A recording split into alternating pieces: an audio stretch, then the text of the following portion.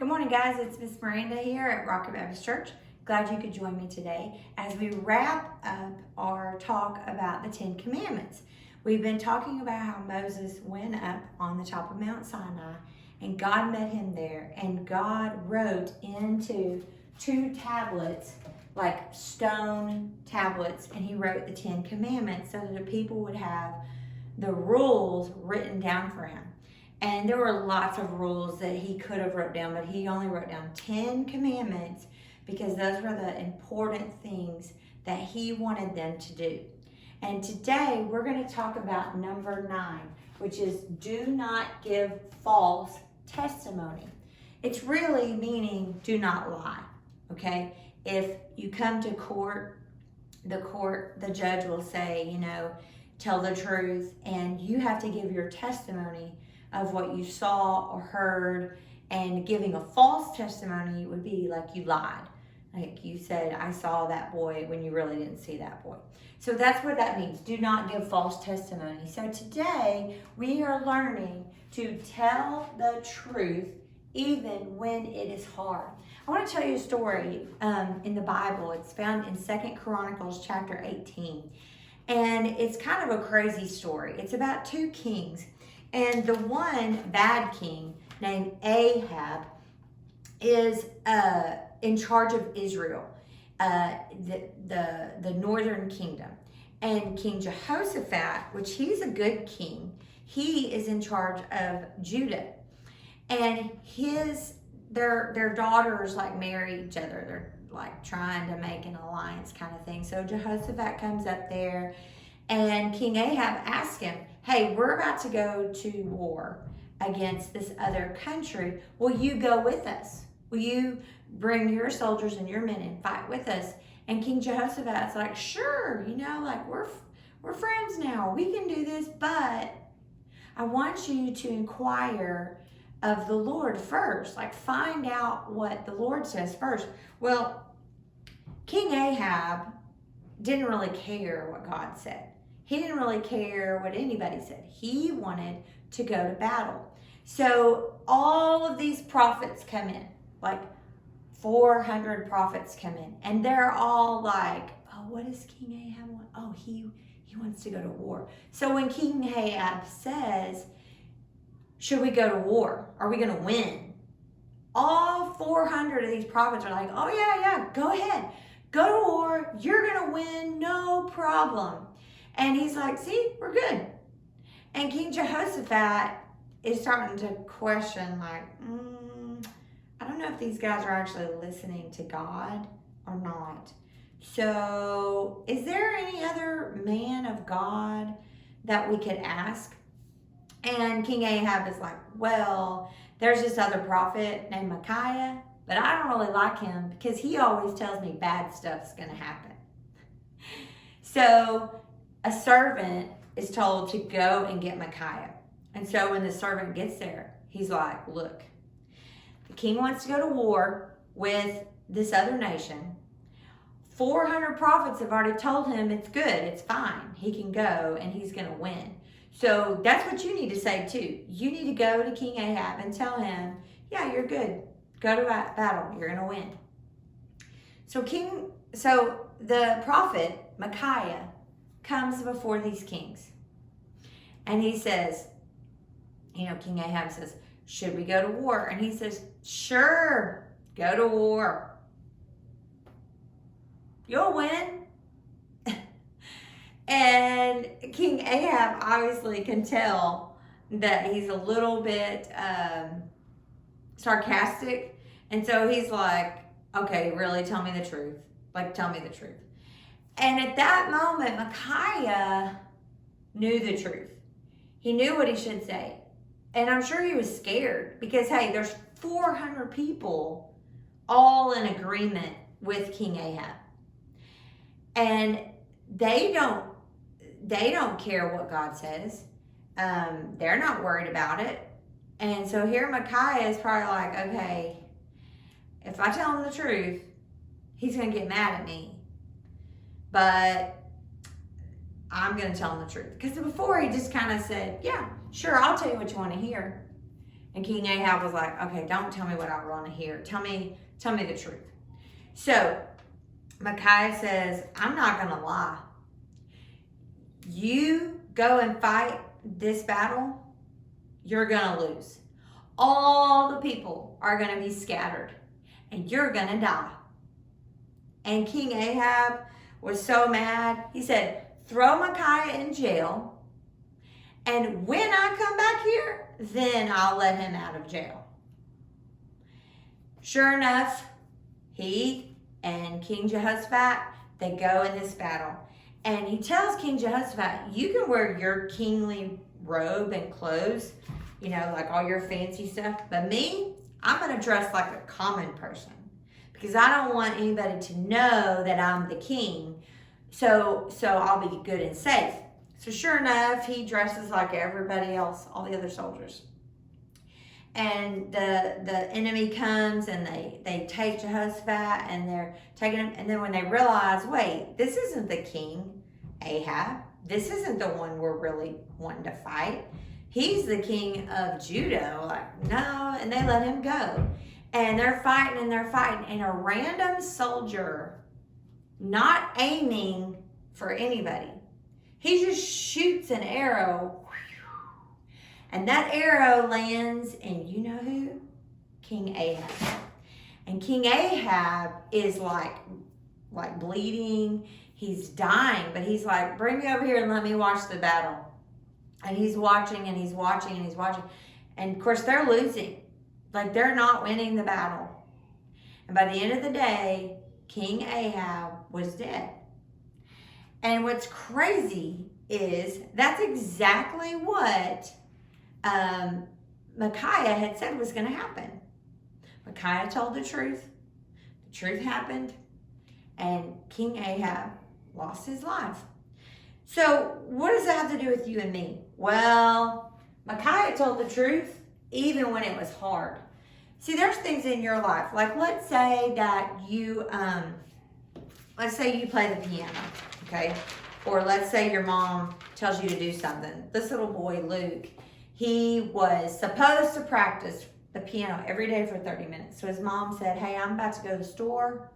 I set the timer, and you need to practice the piano. And then when you're done, you can go play. And I'm going over here to my friend's house. So he starts playing. About 10 minutes into it, he's like, man, I keep messing up. So he goes and plays a video game. Well, when his mom comes back and she says, did you practice piano? Yes. Did you practice the whole time? No, Mom. I still need to practice for 20 more minutes. And he went in and he practiced piano. Now, he told the truth even when it was hard. Why was it hard? Because he knew I'm going to have to stop playing my video game and I'm going to have to go in there and practice the piano. Okay? Let's say that you went swimming at a friend's house or you went to a water park and your mom said, make sure you put sunscreen on like 4 times, like all throughout the day. When you come back to get a drink or to eat, put more sunscreen on. Well, by the end of the day, you're starting to get sunburned and your mom says, did you keep putting sunscreen on? Ooh, it's going to be hard to tell the truth in that situation, right? Because you might be thinking, oh no, if I tell a lie, then my mom will just think, oh, the sunscreen didn't work. But if I tell the truth, she might not let me go swimming at their house again, or she might not let me go to the water park. So it's hard, but we gotta tell the truth. Let's say that you're in a classroom situation and the teacher comes in and there's all these pencils on the floor and you know who dropped the pencils. And she asks you, hey, do you know what happened to these pencils? And you're like, To tell the truth would be hard because you know that kid will get mad at you. But it's always right to tell the truth, okay? Maybe your mom said, you're allowed to go over to your friend's house after you clean your room. and you come walk out of your room like 20 minutes later and she says, did you clean your room? To tell the truth then would be hard because you really just want to go to your friend's house, okay? But we've got to tell the truth even when it's hard. What does the commandment say? Well, the 9th commandment says, do not be a false witness against your neighbor. Don't be a false witness. Our Bible verse today says, do not steal, do not lie, do not deceive one another. Leviticus 19:11. Sometimes even if we don't say words that are a lie, we deceive. Like if our mom says, did you do your homework? And we don't say, yes, I did. Let's say our mouths are closed. And our mom says, did you do your homework? You may not have told a lie, but you're deceiving her, okay? If your mom says, you cannot come out to the living room until you make your bed. And you're in there in your room and you're playing around, and then you walk out to the living room.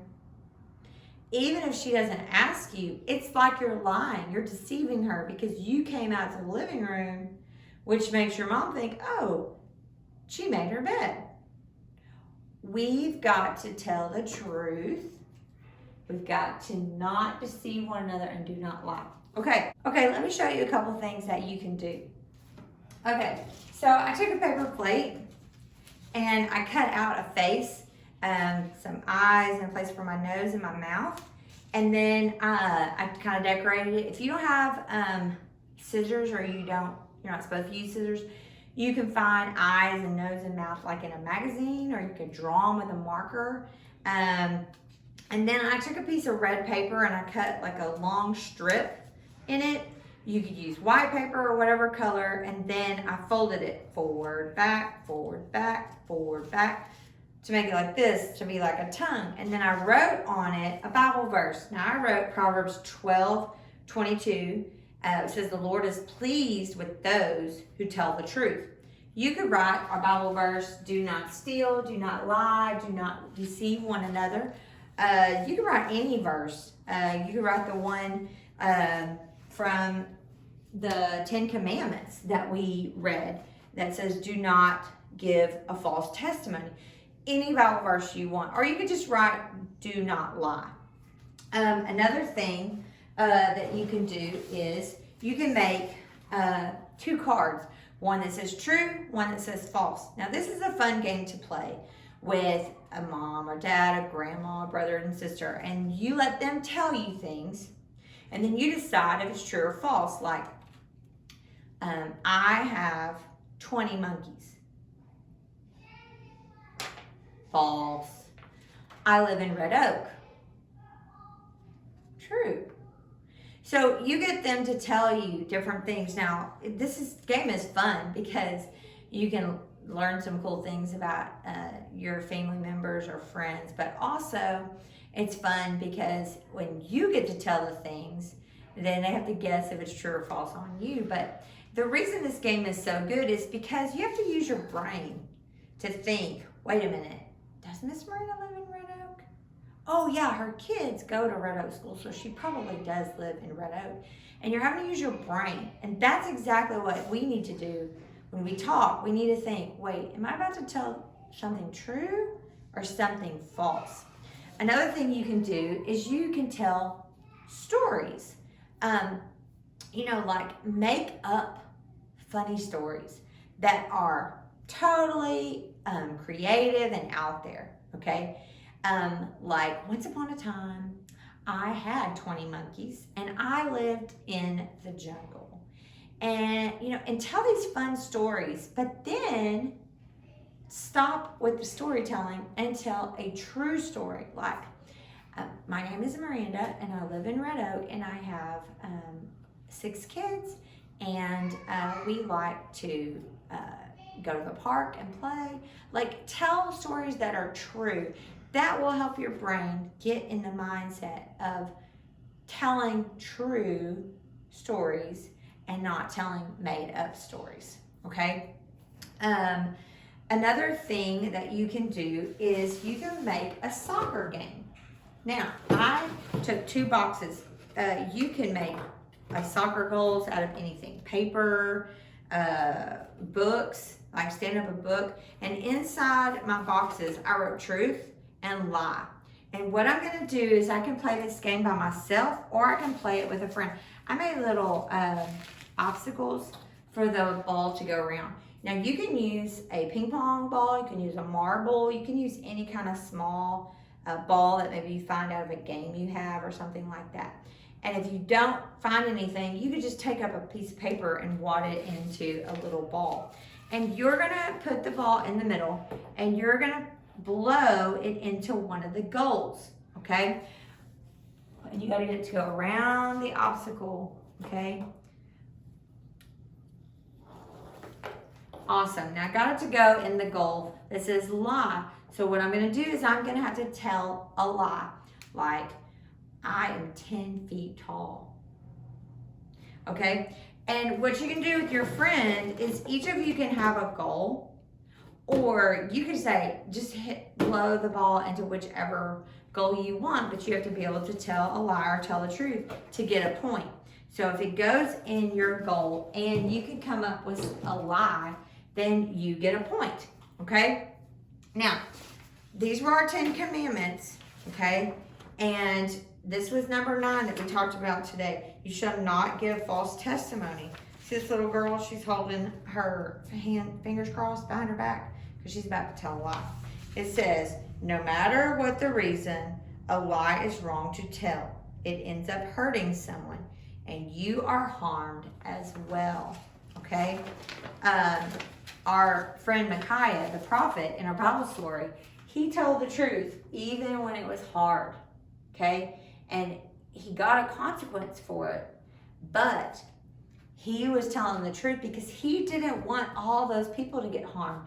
All those people who died in the battle, King Ahab died in the battle, if they would have just listened to Micaiah, then he wouldn't have been put in jail and all those people would have been saved. It's better to tell the truth, okay?